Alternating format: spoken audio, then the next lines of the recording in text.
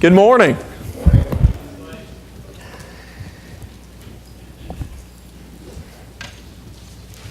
You know, as a minister, one of the things that I often do is give out spiritual counsel. People will come to me and my wife who are struggling in their marriages. And I'll look at them and I'll say, all right, well, just start at the beginning and tell me what's going on. What seems to be the problem? And one of the things that I hear quite often is this statement, well, we just don't love each other anymore. I mean, at one time we did. At one time, when we were dating and we first got married, we loved each other and we had these good feelings toward each other. But maybe when the kids came or maybe when he got busy with work or she got busy with work, whatever the case may be, we just kind of separated. And now, I'm talking to this couple and they're looking at me and they're saying, we just don't even have anything in common. But the feelings just aren't there anymore. We just don't love each other. And the question is, well then, Slate, why are they coming to you? Because they're wanting to know, is there any hope? Can a dead love be resurrected? And I believe with all my heart, absolutely. Yes. I believe that. I believe that a couple can will themselves to love again. But where does this concept come from? Really, when you start to think about it, why do people believe, well, there's just no love here anymore, and I just don't have these feelings anymore? Well, I think that it becomes really, if you really look at it, I think it's a part of our culture. We watch these movies. I know Roger and Relo, we were talking the other day about how much we love these Hallmark movies, but what are they? You've got a guy and you got a girl and the guy, he starts doing special stuff for the girl. He's sending her flowers and he's so sweet and her heart melts. And by the end of the movie, maybe there were some tough circumstances. Maybe there was someone else who was trying to steal their love. But in the end, right, they come together and they're just, oh man, they love each other. Disney movies. A princess finds a prince and they live happily ever after. And so we watch these movies and this is what we have in our culture. It's this good feeling. It's this romantic love. And we chase that, right? When we're in high school, this is what we've been told. Hey, there is someone out there. There is one person out there, and you'll know it when you'll find them, and you will love them, and you'll have these good feelings, and man, you guys will be together. And so in high school, we start chasing these good feelings. We start chasing this romantic love, and maybe we're chasing even into college until finally we think, okay, I have found the one. This is it. After like 1 or 2 dates, this is it. And then what happens? A couple of weeks later, for some of you, you know this. You see maybe you're out eating, they've got some food in their teeth, or maybe they get some food on their face. It's like, okay, maybe this isn't the one, right? And so, it's these feelings. This is the one. This has got to be the one. And then you turn around and, well, maybe this isn't the one. And here's the thing. The Bible, indicates that God never intended for marriage to be based on something so unpredictable, so uncontrollable, so unstable as a love feeling. Okay, so I want you to wrap your mind around this. When we talk about love this morning, we're not talking about this romanticized love that we see in the Hallmark movies, that we see in the Disney movies, that we hear everyone talk about. We're going to be looking at another type of love. And I want to start us out with a couple this morning in the Bible by the name of Isaac and Rebekah. Their stories found in Genesis chapter 21 and Genesis chapter 24, and I can't spend too much time on this story because I've got so much that I want to share with you. But in Genesis chapter 24, Abraham decides, okay, it's time to find my son Isaac a wife. That's the way it worked. Young people, you probably wouldn't like this. You didn't date, you didn't select your own. Your parents selected the mate for you based off of maybe financial status or your religious beliefs. And so Abraham tells his servant, he says, I need you to find my son a wife. Verse 4, he says, go to my country and my own relatives and get a wife for my son. And as you continue to read, he obeys his master. He goes to his master's country and he, prays to God, God, help me to find the right wife for my master's son. And as you read this beautiful story, man, God is all involved, and he encounters this woman by the name of Rebekah. And after he meets her and some of the things that she does for him, this servant knows, man, this is the one. This is the one for Isaac. And so he brings her back. And if you look at, let me see what the verses are. If you look at verses 64 through 65, he brings her back. And watch this. It says, Rebekah also looked up and saw Isaac. Isaac's in this field. And he's meditating. He's probably thinking, okay, what is the servant going to bring back for me to marry? Okay? But she sees Isaac in the field. She gets down, from her camel. She asks the servant, who is this? This is my master's son. This is the one you're going to marry. And notice what she does. She takes her veil and she covers her face so that Isaac can't see her before they get married. Now, wouldn't that be a shocker? Can you imagine marrying someone you have never seen in your life, and you don't see them until after the marriage ceremony? Okay, so notice what happens, verse 67. This is fascinating to me. It says, Isaac brought her into the tent of his mother Sarah, and he married Rebekah, so she became his wife, and he what, church? And he loved her. Now that is so foreign to what we are taught in our culture today, right? You see the person and you have these good feelings and you fall in love with them, then you get married, right? But that's not what happened here with Isaac and Rebekah. He's never seen this woman in his life, and he doesn't see her until after they are married, but he marries her. Then it says he loves her.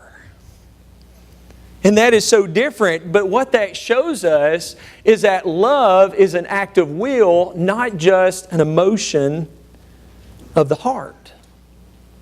You see, there's a big difference between the biblical definition of love and the world's concept of love. Our world considers love to be an involuntary emotion. It's something that, it just happens. You fall into it like you fall into a pit, right? Elvis Presley, he even wrote the song, I Just Can't Help What? Falling in love with you. The Cannibals wrote a song, She Drives Me Crazy, and I Just Can't Help Myself, right? It's these feelings. It's this romantic love. Really what it is something we would call today infatuation. What is infatuation? Well, we can be so physically and emotionally attracted to someone that the chemistry is right between us, and so it creates excitement, right? Just like I said, we see this person and man, they're beautiful, or he's handsome and he's kind to me and he's loving to me. And man, we're physically attracted to them, emotionally attracted to them, and our heart beats faster and our knees get wobbly, whenever we're around them, and they're all we can focus on. Infatuation. Here's the thing, infatuation always wears off. Young people, you need to know that. Infatuation always wears off. How many of you remember the Righteous Brothers? You remember the song they used to sing? You've lost that loving what? Feeling. That's right. You lost it. You had it, right? You felt good about the situation. You felt good about the other person. But that love, man, you lost it. It's gone. And that's what happens.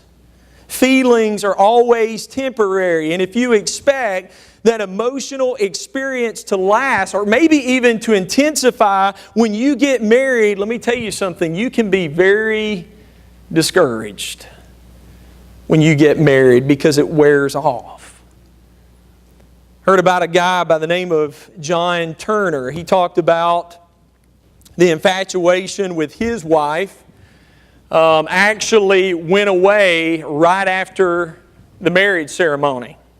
He said right after they got married, before they even left on their honeymoon, he said, we were in this side room getting dressed to leave, and he said, my new wife took out some deodorant, sprayed it under her underarm, and he thought to himself, oh, gross. He said she didn't even bathe. That's just going to seal in the stink. And he said the infatuation was gone. And maybe some of you guys can relate to that. It wears off, no matter how intense it may be.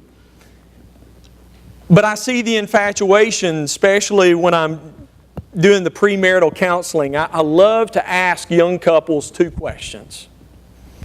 The first question I love to ask them is, what do you like about the person you're getting ready to marry?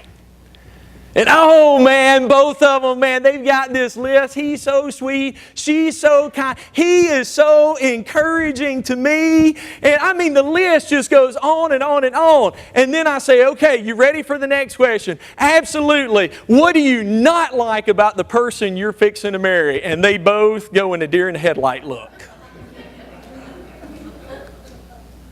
And one of them will say, well, I just can't think of anything. She is just perfect. I mean, so sweet. And they go back to the good stuff, right? And they won't mention one thing. She's just perfect. He's just perfect. And in my mind, I'm thinking, give it 6 months, and guess what? You'll have a list on this side as well. Because the infatuation, it wears off. In fact, I remember, some of you are not going to believe this story. I don't know if I've told this here at Knott, but there were 2 girls when I was in high school at another school that actually fought over me. Seriously, I know that y'all can laugh. That's all right. Go ahead. It'll be good for those who are watching on the internet. Go ahead and laugh. 2 girls were fighting over me. Now, one of them I had seen before. The other one I had never seen. My friend told me her name, and I had no clue who she was. Well, that particular week, our basketball team was going to be playing their school's basketball team. And so I show up and I played basketball, and the next day, man, because both of the girls were there, I call my buddy and I was like, which one am I going to go with? And he said, let me break something down for you. He said, neither one of the girls like you anymore. And I'm thinking, man, I must play really bad basketball. I mean, it must be really bad. But he was like, they are so over you. And I'm like, wow, what happened? Well, that's infatuation. It wears off. And so the Bible speaks about something much deeper. A much deeper love than infatuation. The Bible talks about agape love. And agape love is this unconditional love.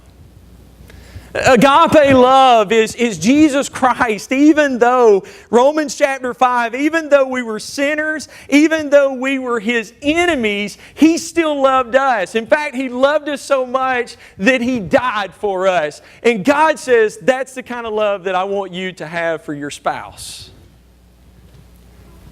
Unconditional. Agape means to give yourself to another person regardless of the feelings. Agape love means to do the right thing regardless of your personal feelings. In other words, this kind of love is an act of the will. It's not an uncontrollable emotion. It is a decision of the mind. It is something that can be learned. And there are really two reasons why I believe this. First of all, number one, because God commands us to love. Ephesians chapter 6, husbands must what? Love their wives. That is a command by God. Now think about this, men. God is never going to ask you to do anything that you cannot do. And so He commands you, love your wives. We are to love one another. We are to even love our enemies. We are commanded to love. But then I'll tell you another reason why I believe it. I've seen dozens of people who do it. I mean, their marriage is absolutely dead. They will tell you that. Our marriage is dead. I don't feel anything for this person anymore. But then both of them decide, they force themselves to love the other person. And it is amazing what happens when you have two people who will not give up. I want to read 1 Corinthians chapter 13. Verses 4 through 8. This is kind of impromptu this morning.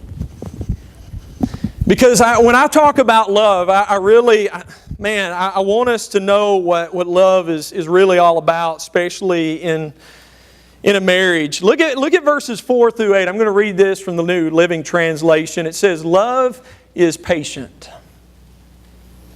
Love is kind.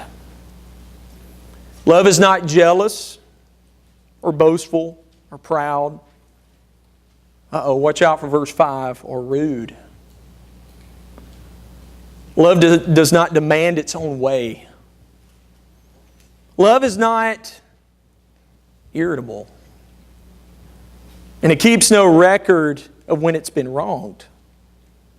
It's never glad about injustice, but rejoices whenever the truth wins out. Love never gives up. Love never loses faith. It always is hopeful and endures through every circumstance. Love lasts forever.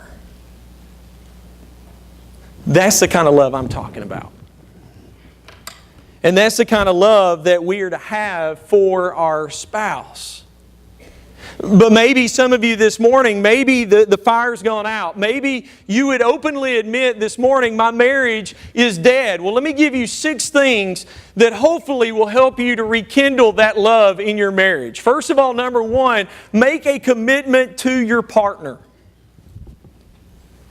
Make a commitment. You know, Winston Churchill rallied England during World War II with this statement, wars are not won by evacuation.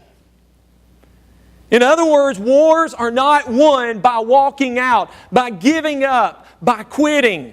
It's one of the reasons why I love the movie Fireproof. If you haven't seen it, as a married couple, you need to, because it's about a firefighter who takes what he learns fighting fires into his marriage, and that is this: you never leave your partner behind. Never.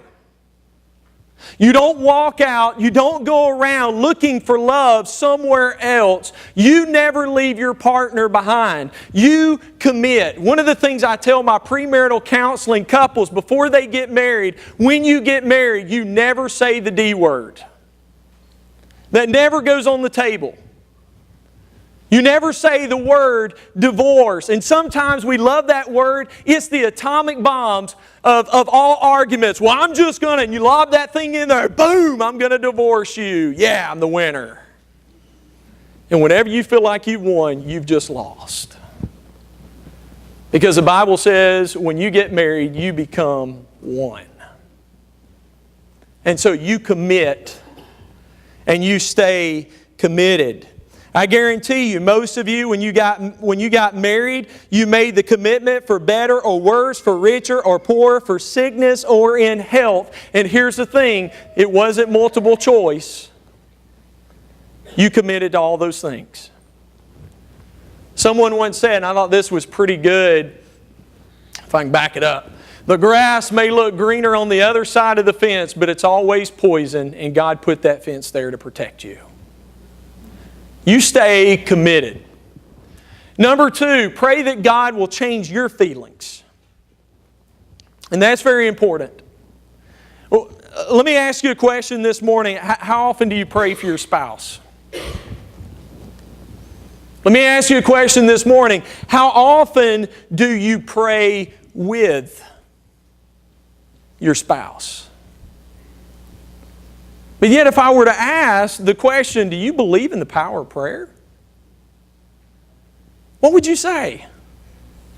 Man, absolutely, right? We know Ephesians 3:20. We looked at it last week. That to Him who is able to do immeasurably more than all that we ask or imagine. That's the same God we're talking about. And so why don't we pray for our spouse? Why don't we pray for ourselves? God, change my heart. Do something in me so that I will love my spouse again. And let me tell you what will happen when you pray together. It's absolutely amazing how vulnerable you become and how quickly that relationship is restored. But pray. It forces you to swallow your pride and humble yourselves before God. Number 3, dedicate yourself to fulfilling your spouse's needs instead of focusing on your unmet needs. And so oftentimes, this is the one that people come to me about. Well, she's not meeting my needs. He's not meeting my needs. You know, and it's really, it's swapping out. We feel like there's got to be this balance, you know, and we keep score. Well, you know, I took her out and I spent all this money, and yet she still has not changed her attitude towards me. In other words, we're looking for this balance. She doesn't respect me. Well, he doesn't give me any attention. And what can happen when love is dormant in marriage is we all begin to wallow in self-pity.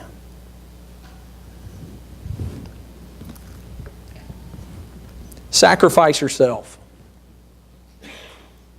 Forget yourself and become involved in providing for your mate's happiness.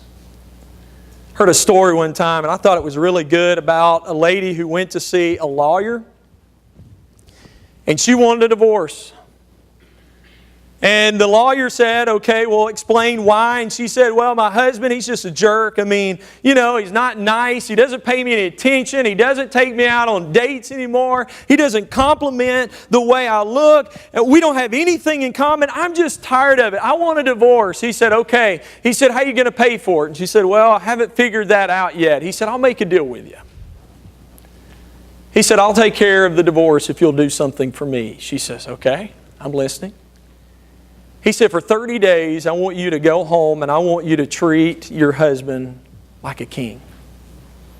And immediately, man, she said, no way, I am not doing it. He doesn't deserve it. He goes, okay, well, I can't do the divorce. He said, but if you were to do this one thing, I would give it to you for free. And so she started thinking about it. Okay, treat him like a king.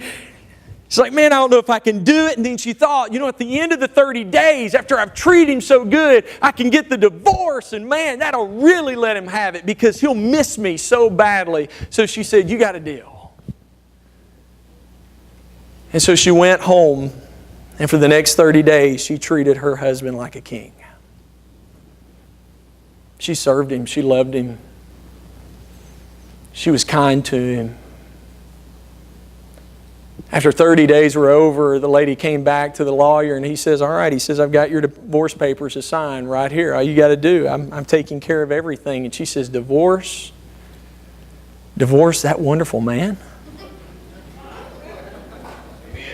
He said, what?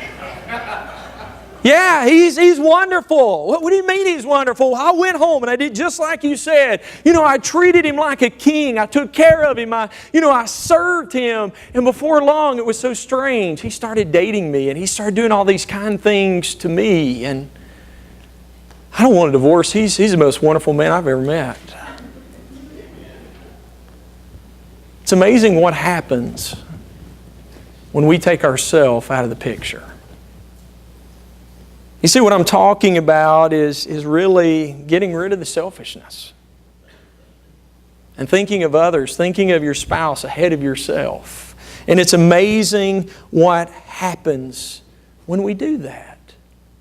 We do this with our kids, right? When they're little babies, we bring them home and they do nothing for us, right? We do everything. We serve them. We change their diapers. We feed them food. We buy them all these expensive toys. And we just, oh man, how could we love anything more than this child? And this child has done nothing for you.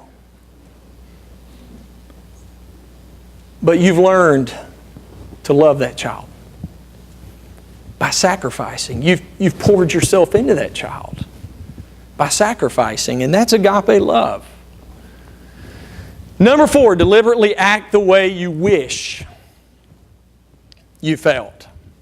William James once wrote, he said, if you act the way you wish you felt, you would eventually feel the way you act. And so this morning, if you in your mind are thinking, okay, the emotions are gone, the feelings are gone, the love is gone, well, what I would encourage you to do for the next 30 days is I would encourage you to think of 10 things that you would do for your spouse if you love them. If those feelings were there, what would you do? Write those things down, and for the next 30 days, do those things. It probably won't happen right away, but I guarantee you, eventually it's going to catch up. And you're going to start feeling the way you've been behaving. I remember, David will probably appreciate this. I started playing golf, David. Big mistake. But I started playing golf when I was a teenager.